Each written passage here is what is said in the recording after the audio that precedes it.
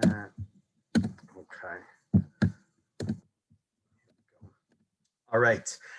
Excellent. I want to thank everyone for coming out tonight, for making the effort of traveling all the way coming together. This is really, it's a great event being held by Shaarei Tefillah, which is such a wonderful thing, whether you happen to be down one of the 3 shuls south of the border or the one Canadian up here. It's amazing what we can achieve with Zoom. And I'll just, by introduction, the way that the idea I think makes a lot of sense is I remember when shuls closed down a little while back. Baruch Hashem, I know that we're open up here, north of the border, I think south of the border. But I remember one time sitting on my back porch with my kids as we were davening. And I just thought to myself how right now we're in the biggest shul in the world, where just about every Jew around the world was sitting under the exact same roof. And that Shaarei Tefillah, the gates of prayer, really were opened up to the entire world. And while that was true maybe in a metaphoric sense, the truth is in a very real sense, thanks to the amazing technology that we have. And really, Mikam Yisrael, the amazing community that exists of people wanting to reach out together. I think it's such an amazing reality that we live in, that despite all the challenges, when we say hashtag in this together, it doesn't just mean a family looking out for each other. It doesn't just mean one community looking out for each other, one city looking out for each other, but really it's the Jewish people wherever they happen to be, no matter which border, which continent they are.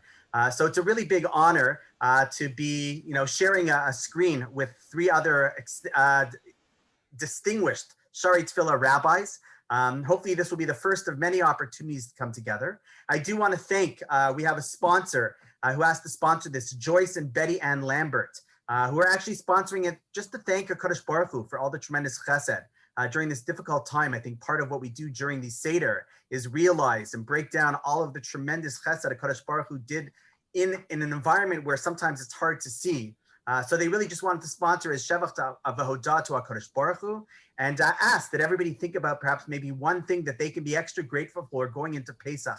Sometimes Jews have the propensity of focusing on the negative, the oi, as opposed to the joy of Judaism. But the truth is there is so much to be thankful for that we have. And I think this evening is one of those things that we can be as well. So without further ado, I see Rabbi Binyanim Samuels is on. Rabbi Samuels, I shared your link with your sources. Without further ado, it's an honor for the first Shaarei Tefillah rabbi to begin the Shaarei Tefillah evening. Thank you. I'm honored to be here with you. And I want to thank Rabbi Rafi for putting this together and my other wonderful colleagues of the different Shaarei Tefillahs. And also ask Mechila, because I'm in the middle of teaching a different class tonight of a standing commitment. And so I'm going to share some Torah and then leave. But I will tell you that, unfortunately, it would appear that the members of my shul have a bad link and they haven't been able to get into the meeting. I just went back to the number. Could I ask you, as I'm talking, Rabbi Rafi, if you could send me just in an email the proper link so I could try to share it? Absolutely. I'll do that right now in an email. Okay. So everyone, I'm going to share a link with you. I'm in Shaarei. Oh, I need the host to enable my sharing. Or you could share. Yeah, if you could make me a co-host so I could share. Absolutely. Do that. Make a co-host. There you go, my friend. Okay.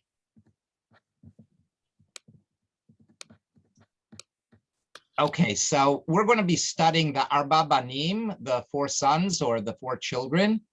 And when the rabbis were discussing who we would want to represent, I said, oh, please, I'd like to be the child who doesn't know how to ask a question. That is my favorite participant of the Seder.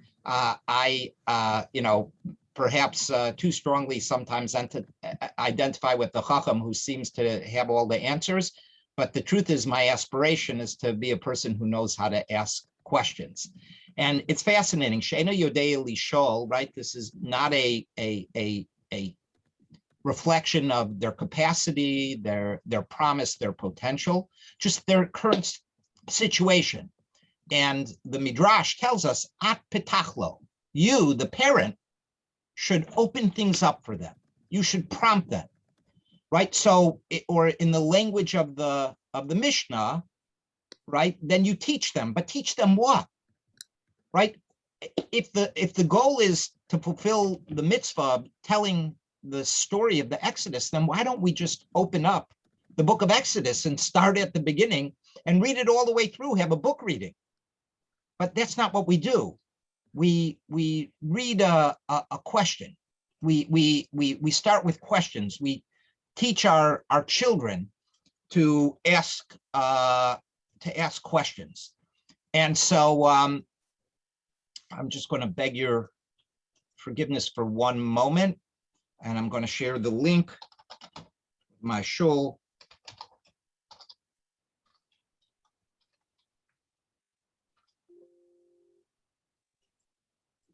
Okay, hopefully this will work.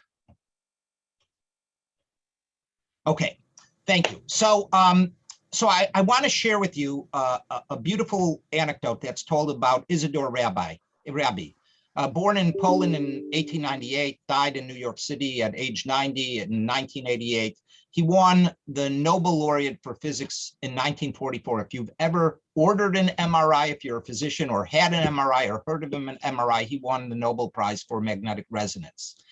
And his friend, Dr. Arthur Sackler, once asked him, why did you become a scientist rather than a doctor or a lawyer or a businessman? And he tells the story, well, it was my mother, because unlike other kids in the neighborhood whose parents would ask them, what did you learn in school today? When I came home from school, my mother said, did he ask a good question today? And she always asked me, she prompted me, at petachlo. She opened it up for me, always ask a good question. The late, great Rabbi Jonathan Sachs, in his book, The Great Partnership, speaks about different types of questions. Science asks how questions, right? Science takes things apart to see how they work. Judaism, religion, asks why questions. It puts things together to see what they mean.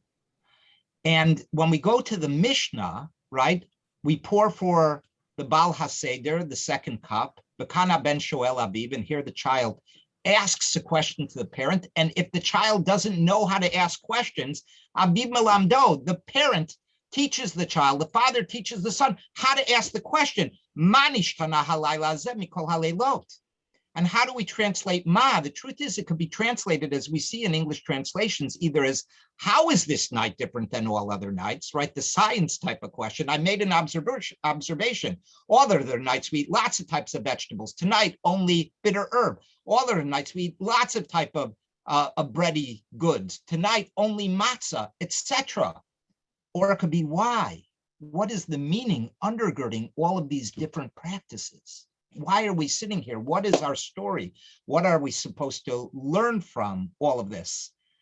And according to the understanding, then the child teaches the parent teaches the child. I should say that the child teaches the parent too, because as an educator, I could tell you I learn more from my students' questions than I ever learn from the readings that I do in books.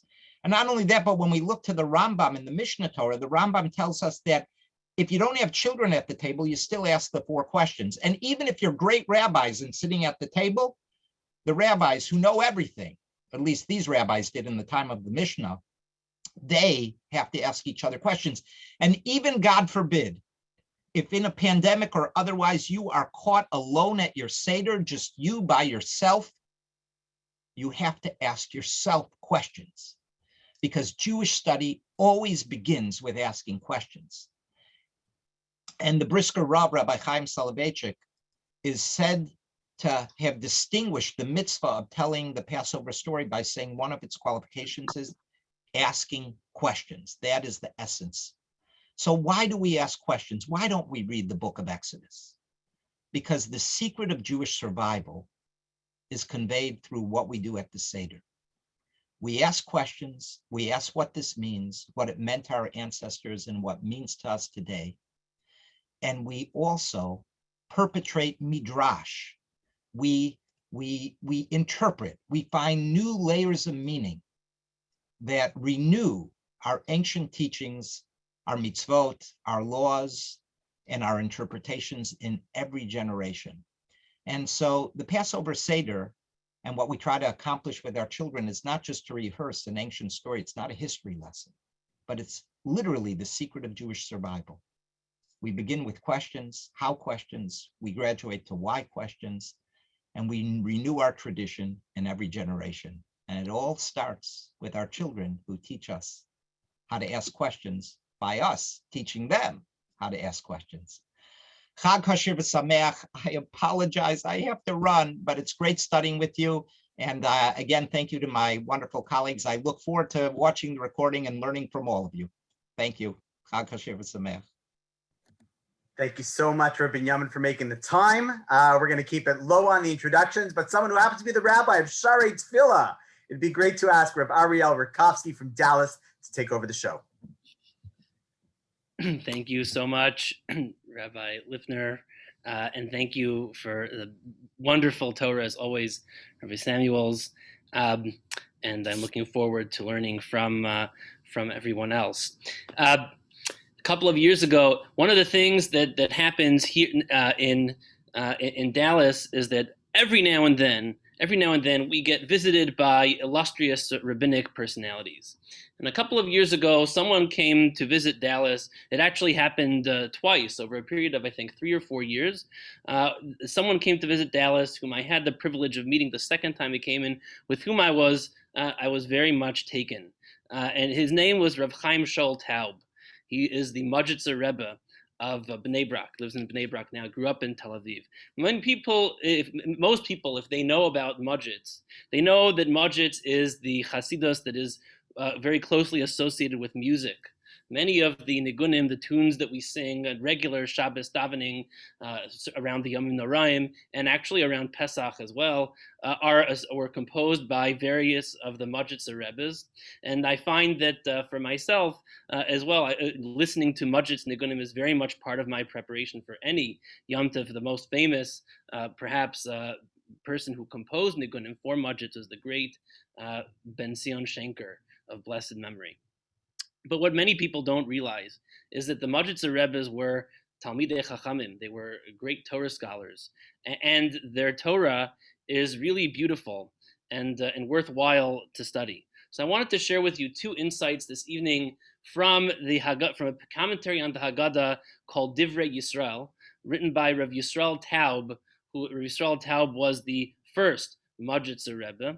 And I wanted to then share with you an insight from, and I don't even want to mention this person in the same sentence as Rav Yisrael Taub, because I would not want to draw a comparison, but from a rabbi in Dallas who that would be me. And I wanted to share to close it off with something that I thought of a little bit spurred by the comments of the Majitzer Rebbe.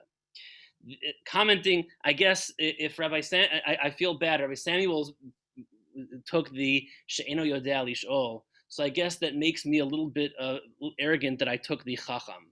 But be that as it may, the question of the Chacham, of course, Ma ha'edos ha'chukim v'hamishpatim, what are these testimonies, these laws and statutes, however you want to render those 3 words into English. And the Majitzer Rebbe, Rav Yisrael Taub, asks a simple question. If he is the Chacham, why is he asking what these things are? How could he be a Chacham if he doesn't know? Ma ha'edos ha'chukim, shouldn't he know this information already? This is not a secret. So he answers that really the key to Chachma is knowing what you don't know. The Chacham has some basic information. He knows that Torah is divided into chukim, mishpatim, and so on. But he doesn't know exactly what they are. So he knows what he knows, and he knows what he doesn't know. And it's critically important, if you want to be a learned person and you want to even embark on the process of learning, to know what you know and to know what you don't know. That is what makes him a Chacham. That he recognizes the limits of his information base, and he is willing and he's very much interested in expanding it. A little earlier on, before this, he makes the Rebbe made another comment, another interesting point, and that is that if you compare what each one of the sons is saying, it seems that each one of them is kind of they're passing judgment on the enterprise of mitzvos and Torah study in general. The Rasha, of course, is saying that there is no point. There's no point to Torah study. Ma ha'avodah hazos lachem. That you're not going to gain anything from it, and you're not going to master it, so there is no point to it. The she'eno yodea Yeshua says mazos. It seems like he doesn't even know where to begin. What about the Chacham? It says maha edos v'achukim v'amishpatim. He recognizes that there are different categories of mitzvos, and he recognizes that the way to excel, the way to become great, the way to become knowledgeable is to break it down into component parts. And that way, approaching the enterprise of learning methodically, that's the way you learn. The way he says it, Hayom elmad edot. Today I will study the testimonies. Machar elmad chukim. Then tomorrow I will study the chukim. And then after that I will study the mishpatim. Knowing that there is a progression and that there is a methodical way to study it, and that a little bit at a time, that is the key to Chachma. One of the, we had at our Shaarei Tefillah, our Daf Yomi shiur went on hiatus for a little while, and we kind of started it up here and there, but we really began once again in earnest this time around with Maseches Brachos. And many of the people who participate felt that this way, that what really kept them going and keeps them going is this incremental study, a little bit every day. Sometimes it is more, sometimes it is less, but it is an incremental amount, and that's the way to acquire Chachma, is to study it in small amounts, break it down day by day. Finally, I wanted to share what I think, what kind of spoke to me and is a little bit speaking to me in this, certainly in this. Hopefully, we're in we call a post-pandemic era, but in the pandemic era, certainly. I think that what the Chacham is kind of saying is, to a certain degree, what the Rebbe was describing that the She'eno Yodea Lishol is saying. She'eno Yodea Lishol, for him, is just overwhelmed. But I think that the Chacham is also. The Chacham is looking at the full breadth of Hilchot Pesach. There's so much to know, starting from the minhag of Maos Chitim, going all the way through the halachos of the Seder, and then Cholamoid, and then talk about what we need to know, just general laws of Yom Tov for the second days, and there's so much to keep track of. And there's so much to know, and even if you know a little bit, you know that there's different categories and there's different halachos for different days. He believes, he buys into it. He buys into the enterprise of mitzvos. He buys into avodas Hashem, into serving God. Maha edos hukim mishpatim, but it's too much. He's just overwhelmed. It's anxiety provoking. I think that for many people who've been looking around at the world, there's so much that is a source of anxiety. I'm speaking from my own perspective. Everything, every little bit, and certainly if you may recall from the beginning of the pandemic, every little piece of information was just endlessly anxiety provoking, doom scrolling, people going through their Facebook feeds, and there's just more and more bad news, and it was so difficult to digest, and there's different opinions. You know what? There are people who look at halacha the same way. There's so much information to know, and there's so many different opinions, and I don't know what the ruling is, and I don't know whether I can purchase this product for Pesach, and I have to text the rabbi, and I don't know, and he didn't answer me, and I'm in the supermarket, and I don't know what to do. So what do we answer? Ein maftirin achar Pesach afikoman. What does that mean? It means you don't have dessert after you eat the Korban Pesach. Back in the day when we had the Korban Pesach, that was the last thing that we were supposed to eat on the Seder night. We didn't have this, matzah, the afikoman that we have now. That is a very poor and less tasty substitute. Ein maftir nachar Pesach afikoman. So what do we tell the Chacham who is feeling so anxious? We give him one thing that he can control. One thing, one halacha that he can understand, that he can do, and it's so easy. You just have to not do something.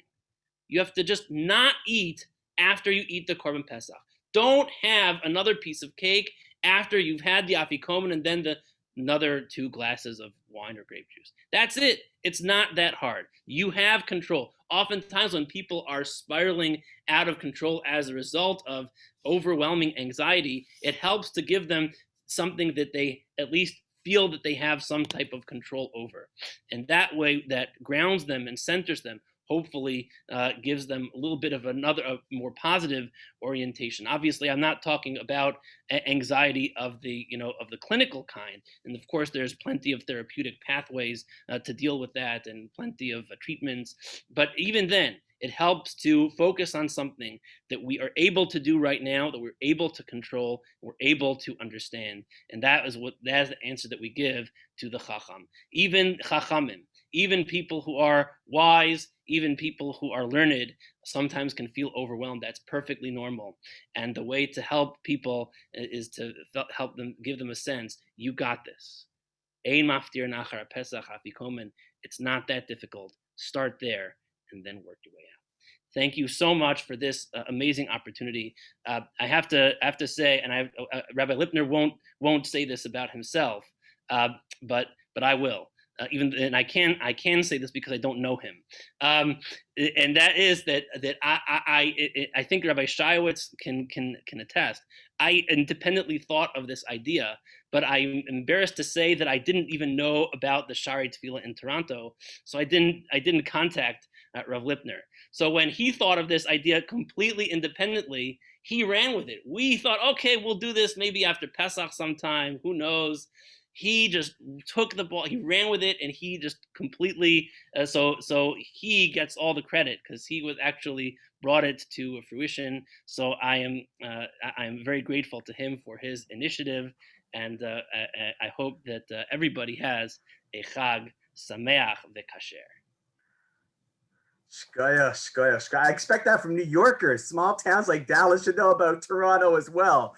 We suffer from that north of the border, but I think beautiful ideas definitely resonate with Chacham, and wonderful to meet you, and looking forward to you initiating the next one that we'll do maybe as we get closer to Lag Bomer, Schiowitz. And now we have actually a rabbi from Shaarei Tefillah. It's an honor to have Rabbi Schiowitz, the only one of the 4 that I did know, but I knew myself a little bit beforehand. It's a big covenant schus for us to hear Divrei Torah and words on the Tam from someone who is far from a Tam, Rabbi Schiowitz. Thank you so much. I want to start off with a Shaarei Tefillah confession. I'm the first rabbi of Shaarei Tefillah of Teaneck. I started off when it was a startup. And one of the features of being the first rabbi of a shul is that there's no pre-existing minhagim. Every single thing, I decided what the minhag was because there was no minhag. It's just the shul had just started. And one exception was the name of the shul. I had no say, even though they barely had a minyan on Shabbos. The name was set in stone before I got there, Shaarei Tefillah. And I just remember thinking, like, what a bad name for a shul. You know, what does it mean? It's a shul where there's prayer. It's like, it doesn't describe anything other than the word shul. It could have just been called Beit Knesset. And now I finally realize the amazing opportunity that I have to be part of the awesome clique of Shaarei Tefillahs. So it's great to be here. One other confession is that I was talking to a friend of mine earlier tonight, and I told them, I'm doing this really cool program with the 4 Shaarei Tefillahs, and we're doing the 4 sons. So they said, which one do you have? I said, the Tom. They go, oh, how'd you get stuck with that one? So I think that Tom gets a bad rap, but I think, let's look into the Tom a little bit. I think that maybe he's better than we thought. The Tom earns his name as the simpleton because look at his question. Ma'azos. What's this? Nothing else. That's the whole question. Like, what's going on here? And the answer to the Tom is kind of equally as simple. Well, let me explain it to you. Hashem took us out of Mitzrayim. That's the whole thing. So it is a very simple conversation, and the Tom seems very simple. And what I like to suggest is that the Tom might be on his way to being a Chacham, but I think the Chacham also in some ways is on the way to be a Tom. And we know in the Torah that the word Tom is often a very complimentary description. The first Tam we think about is Yaakov, Ish Tam Yoshev Ohalim. And not only was Yaakov called a Tam, but he was called a Tam in contrast to Esav. So it seems like the Tamimus, was a virtue for Yaakov Avinu. And the Midrash on Tehillim, in the beginning of Perek Kuf Yotet 119, which is a famous Perek, it's the Perek that has 8 psukim for every letter of the alphabet that we use often when saying Tehillim in memory of people, using the letters to spell out their name. It starts off with the Aleph, Ashrei Tamimei Derech, Hahochem B'Toras Hashem. Fortunate are the Tamimim who go according to the Torah of Hashem. And the Midrash Tehillim on that pasuk tells us how virtuous it is to be a Tamim. HaKadosh Baruch Hu lo bikesh me'Avraham ela sheyi a Tamim. The only thing, the main thing that Hashem asked of Avraham was to be a Tamim. Shenamar hitalech lefanai v'heyei Tamim. Be a Tamim. V'chein amar Moshe l'Yisrael, and Moshe Rabbeinu tells the Jewish people in Sefer Devarim, Tamim tiyeh im Hashem Elokecha. And the Midrash adds, not Lifnei Hashem, but im Hashem. Share the virtue of Tamimus with Hashem.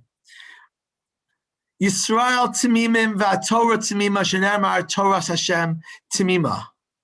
And therefore the Midrash says, that the pasuk says, Ashrei Tamimei Derech, how fortunate it is to be a Tamim, to be called a Tamim. The Midrash goes on to say, but Tamimus Kiblon Yisrael HaTorah, the Jewish people accepted the Torah with this Tamimus, with this innocence, with this simplicity. The Torah gives the mitzvahs, and the Jewish people, they don't say, Lama, why is this mitzvah? They don't ask questions, but we said simply, Naaseh v'nishma. So apparently Tamimus is virtuous. Everyone who's anyone has been called a Tamim or has asked to be a Tamim. The Torah itself is Tamima. And in order to try to explain what I think the virtue of Tamimus is, I'd like to share 2 anecdotes or parables. The first is, this is a famous story. I don't know if it ever happened, but when Rav Soloveitchik was in his prime, giving these like fantastic shiurim at YU, and he was well known. So this is what I heard, that some students came from another yeshiva to see, what's this great rabbi that everyone's talking about? Let's hear his shiur. And they came to his shiur and they listened to it, whatever it was, like 2-3 hours. And afterwards they said, you know what? Wasn't so advanced. What do you mean? I understood the whole thing. Like a really advanced class, you shouldn't understand it. If you could understand it, how sophisticated could the class be? And of course, as YU Shaarei Tefillah rabbis, the amazing thing about a master teacher is to be able to make it understandable and to sort of parse away from the complexity to actually see the light that's there. Another example that I think is even more on target is if you think about, imagine a spouse saying to their spouse, do you love me? And the response is, emotions are so complex, I really can't capture all of my feelings in just one word, a yes and no. And of course, that guy's getting into trouble. Of course, emotions are complex, and there is a lot of complexity and details and analysis that can go into it. But you need to be able to parse away the complexity and get to the main thing of yes, of just sum it up and get to the core of what the issue is. And I think that the Tom is on his way to being a Chacham, because the Tom seems like he doesn't understand very much. Explain it to me.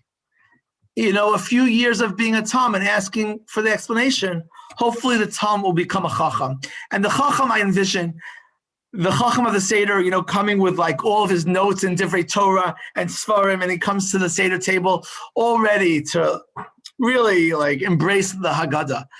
And that's the Chacham, the way I envision it. But I think the Chacham is on his way to being a Tam, because sometimes we can have all the analysis and all the complexity and all the confusing discussions and all the Chachma, but somehow we can lose the depth of the probing question of the Tam, which is Mazos. What is this? How is this supposed to impact us? What's the takeaway of all this? What is the meaning of this? In other words, the post-Chacham Tam is like, I know all those Divrei Torah, I read all those Sfarim, but now I want to understand what that's supposed to do to me. What's the message and the meaning and the impact? How should it change my life? How am I transformed by this learning process? And therefore, I like to take back what Rabbi Lipner said, and I aspire to be a Tam, and I think that we all, we study the Haggadah every year, and it's beautiful. But to always be asking the question, not only not only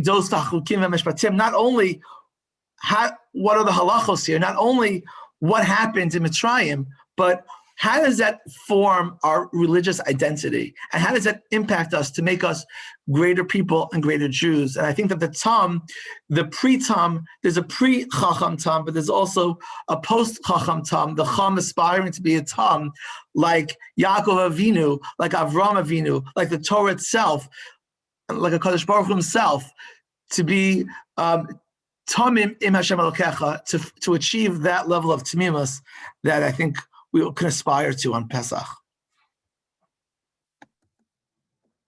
Beautiful, Rabbi Schiowitz. Thank you so much.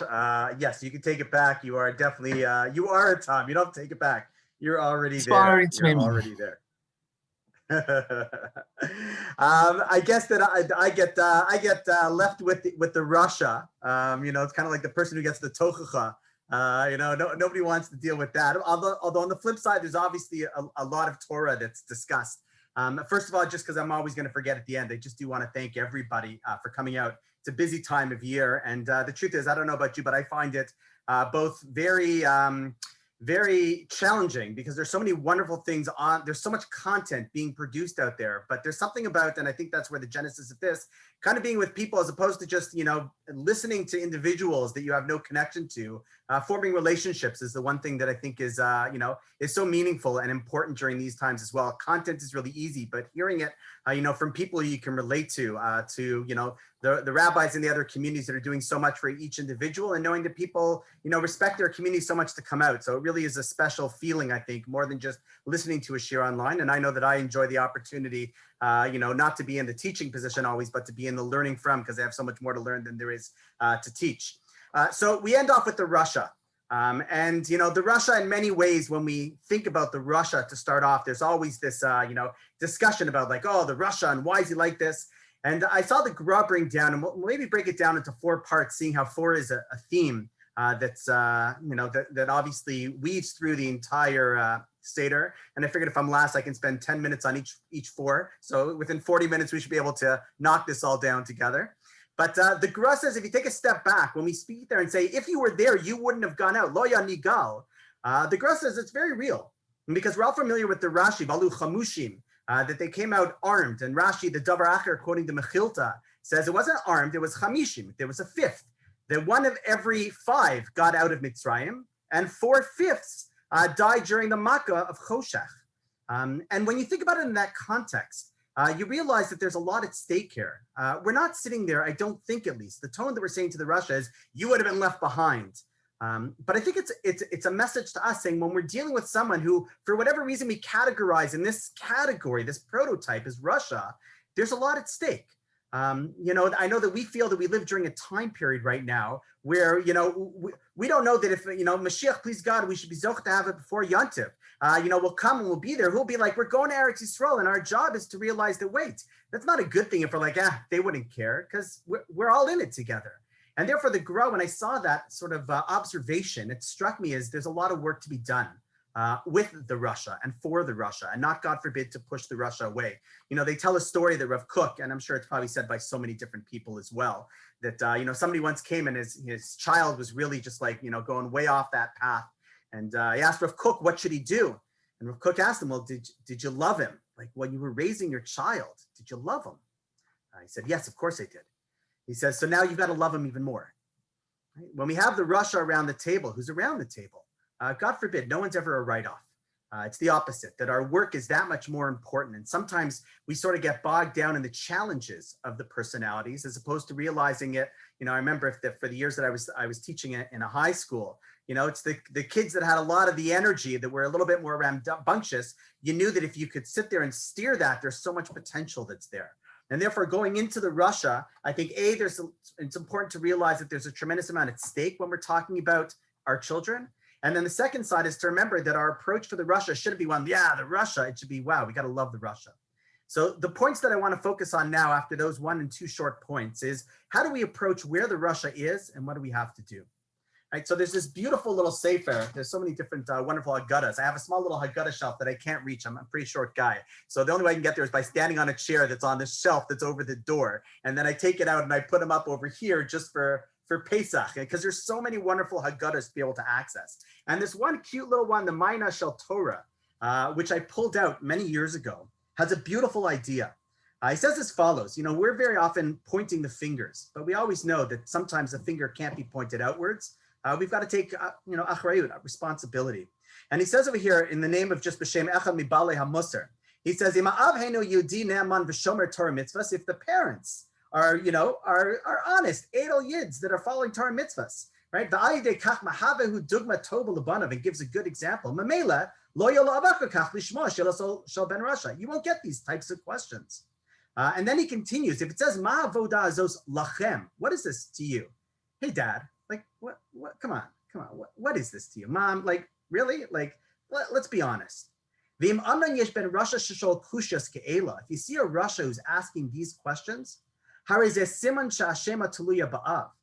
says, you know what, maybe it's not, it's called parenting for a reason. It's not called childing. You know, maybe the parents might have made mistakes along the way.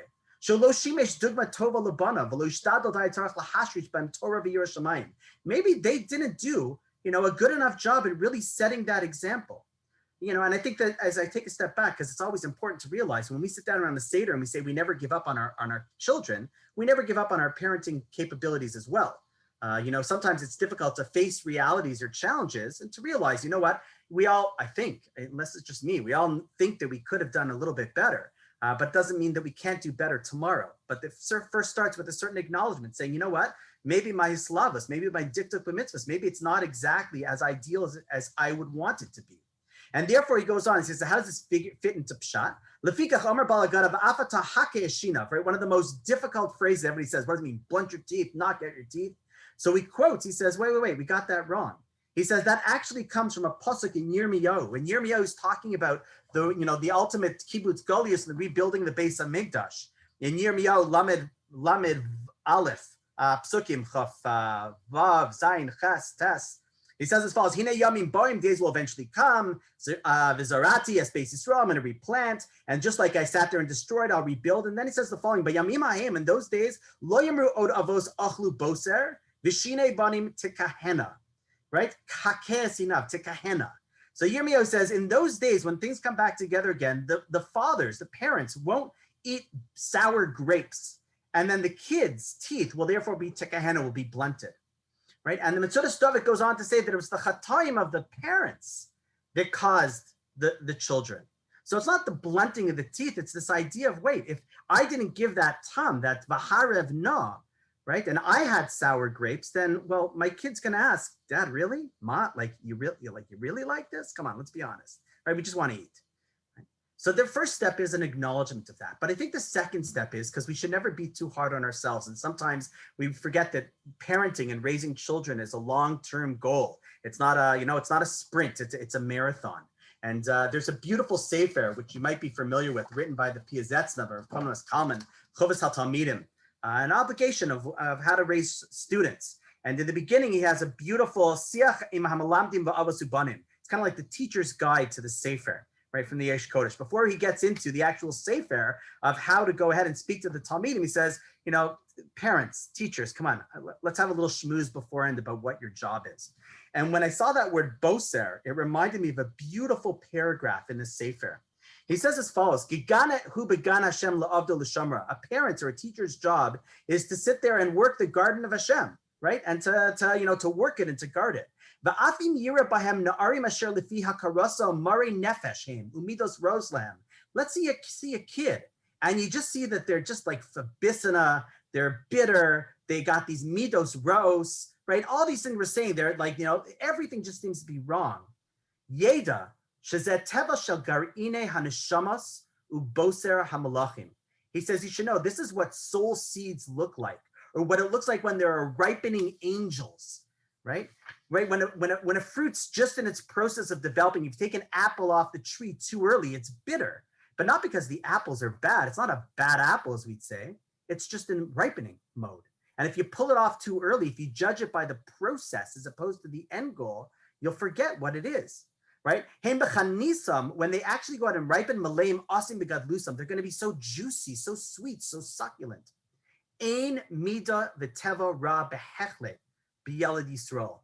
There is no such thing as a bad midah or bad character, like at core, at essence, in the child. Even that Rasha, they're not a Rasha, right? They're in a process of developing, of forming, right? And therefore, we've got to figure out, how do I sit there and tend to this child so that they do actually go ahead and develop properly, right? And the Rasha really is a work in progress, like all the rabbis were saying. Every single one of the Banim are like that. But the Rasha is not a fait accompli. The Rasha is in a process, right? Where maybe they had a slightly more difficult time. Sometimes it could be because of the examples that, you know, inadvertently I might have set. Sometimes it could be because of the challenging society that we live in, because of the influences that are there, because of the stresses and challenges they face, which we didn't face when we were their age. But we have to remember that at core, ain't midorah. There's no such thing as a midorah. And I saw a beautiful teaching, and we'll end with this for at least for tonight until we get together with Rackovsky's follow-up part 2. But I saw a beautiful teaching by the Belzer Rav. The Belzer Rav said that actually hake es shinov isn't to knock out their teeth. It's rather hake es shin of. You knock out their shin. Looks like Rabbi Schiowitz is thinking, like, what does that mean? What happens if you knock out a shin? So the Belzer Rebbe says, if you knock out the shin in the middle, you're left with ra on the outside. Right? It looks like it's raw on the outside, but inside is the shin. And the Belzer Rebbe says, what's the shin? The shin is a 3-pronged approach. What are the 3-pronged approach? We have Avram, we have Yitzchak, and we Yaakov, right? Elokei Avosenu, Elokei Avram, Yitzchak, Elokei Yaakov, right? We come from that great stock at our core. That's where we're there. Okay, on the outside, it might look raw, but you got to hake it shinav. You got to knock. You got to start, waking up that shinav that's deep inside the individual. Right, and we know with the the famous Gemara in Kiddushin about Bonim Atem Lashem that we ultimately hold. Rabbi Meir says, first Rabbi want to say that what, if you're not acting so good, you're not Bonim. If you are acting good, you are Bonim. And along comes Rabbi Meir and says, no. Whether you are or whether you're not, we're still sons of HaKadosh Baruch Hu. And the Gemara goes on with so many sources. Whether you're serving Avodah Zarah, you're still a Bonim. Whether you happen to, you're still a Bonim. HaKadosh Baruch Hu never gives up on us. And therefore, we obviously never give up on our children as well. So with that, I think we're under our hour mark. A rabbi never gives a drasha, Shabbos Shuvah drasha for less than an hour. So collectively, I think this was a massive success. I want to thank everyone for carving out time. And Mir Tashem, we should have the opportunity to go ahead and do this again. I did record it, so I will send the recording to the various kehilos, and they can disseminate as well. And it's great being able to see fellow brethren from Dallas, from Newton, from Toronto, from Teaneck, and other places that are there. And Amir Tashem, as we all say, well, Shaarei Tefillah is great and all your communities are awesome. L'shana haba Yerushalayim. Next year, we should be in the ultimate Shaarei Tefillah, the Makom HaMikdash b'meir v'yameinu. Chag Sameach. Thank you. Thank you so much. Awesome. I always find the post-game show awkward. It's like, what do you do at the end? Like, everyone's talking, whatever. One thing you do is you stop recording. That's for sure. Okay.